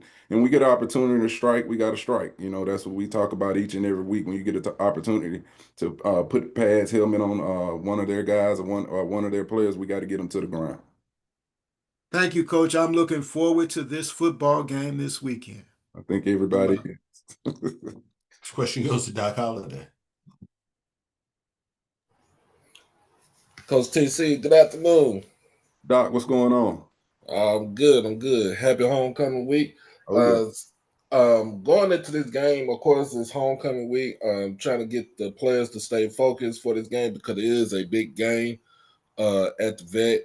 But going back to the last two games, the offense has clicked on against Sutter, going over for 500 yards, and then this past weekend against A&M for over 700 yards of total offense. We're leading with Jacoby and Morgan with 314 in the air, but another 120 on the ground. Reminded me looking at Vince Young running the ball.